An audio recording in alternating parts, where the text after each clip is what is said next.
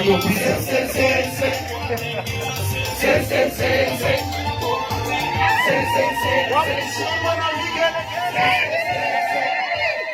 candidate in a constituency in Nairobi moved around on a Sunday morning to every restaurant in that constituency.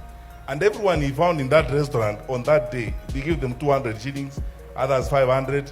To every butchery, they find you queuing to get a kilo of meat, they give you 200, and so on.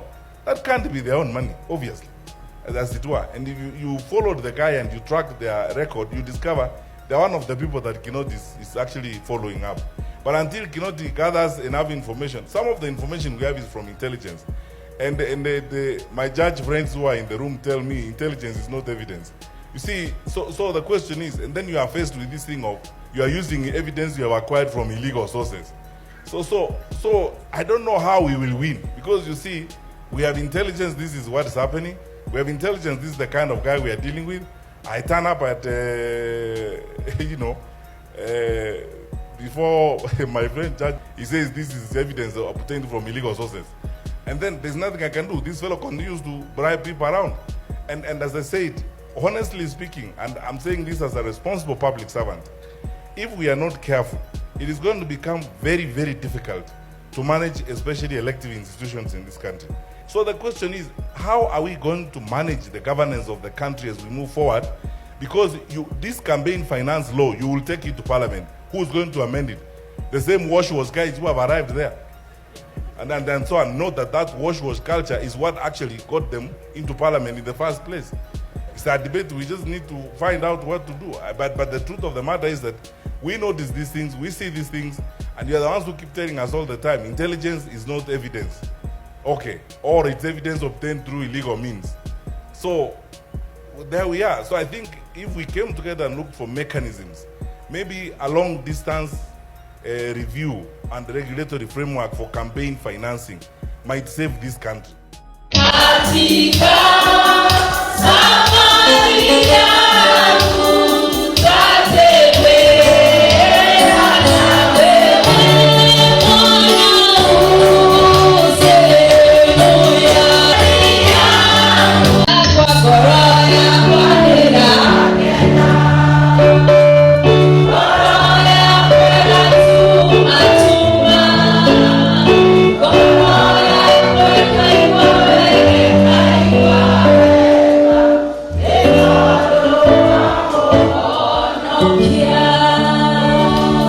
David kwa muda mrefu sana. We are very close friends. We have been working together in government, and beyond that we are also strong family friends. And so when he told us about this happening, I think it's good to stand together during this particular time.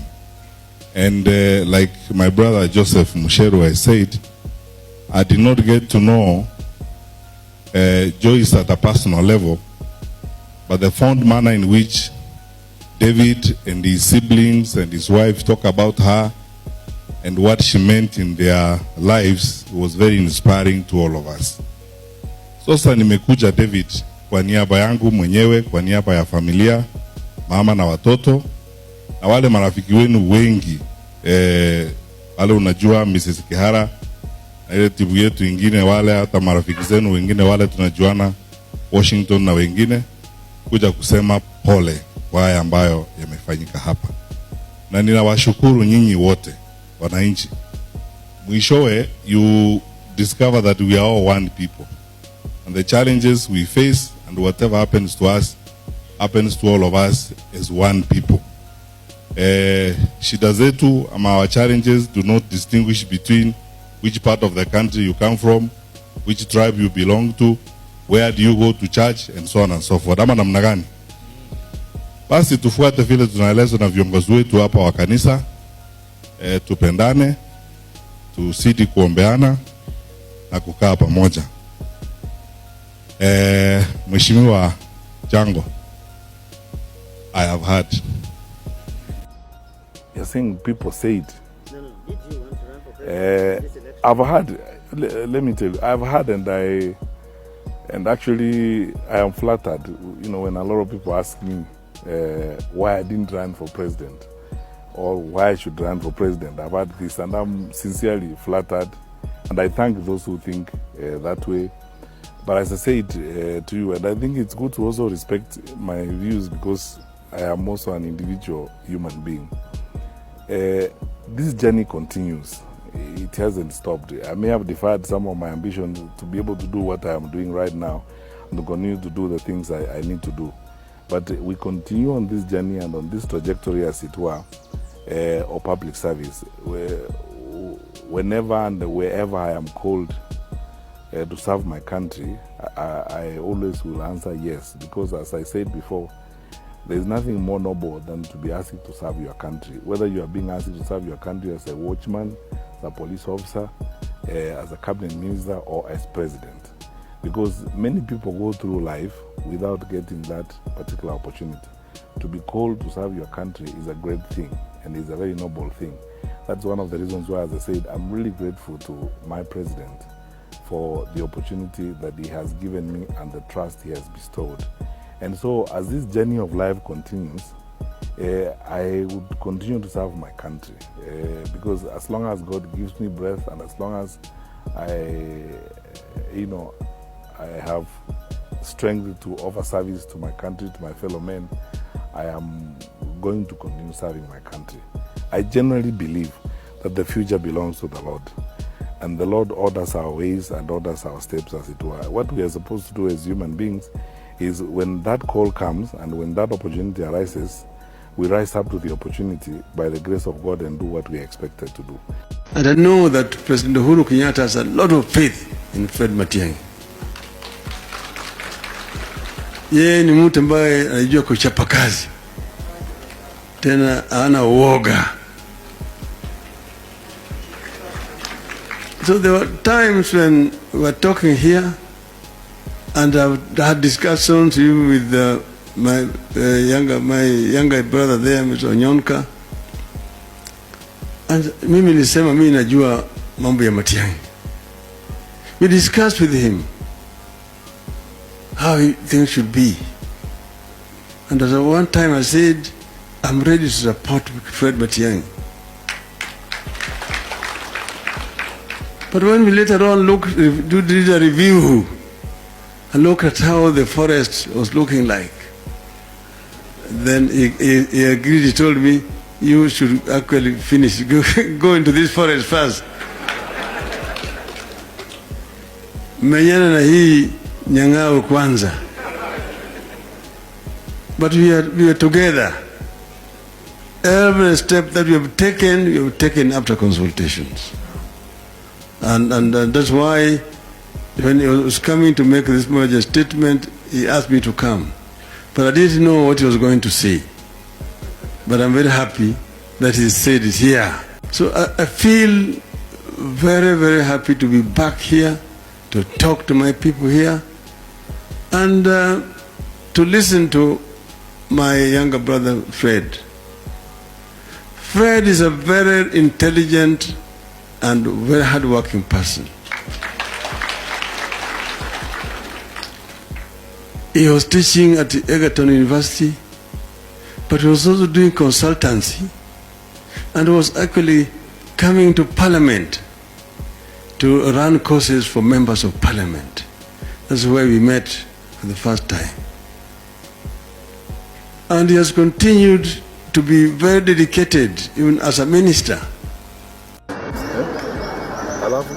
Unapea mtu kwa nini watu kama kuja kuwa site manager wa construction, ama ni Kenya, tuko na Kenya sawa, hata na degree na hata kutoka university. Sasa wewe bwana umekuwa hapa 2013, kazi yako ni kumanage construction site. Wapi unafanya kazi? Madaraka vipi? Na huyu sasa wewe, let me ask you a question. You cannot get a Kenyan who can manage your site. Yeah.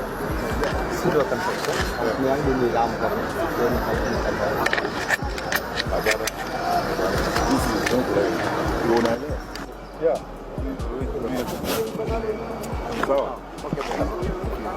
these things really annoy me. Let me tell you the truth. These things really annoy me. We cannot No, this is what we must do to sort out our country. I'm telling you, General. He keep me about Kubali.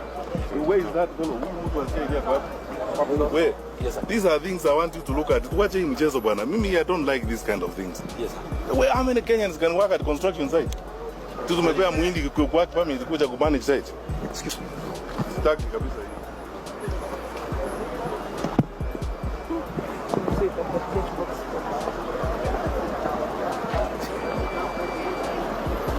Give us 72 hours, you will see a complete change in this whole process.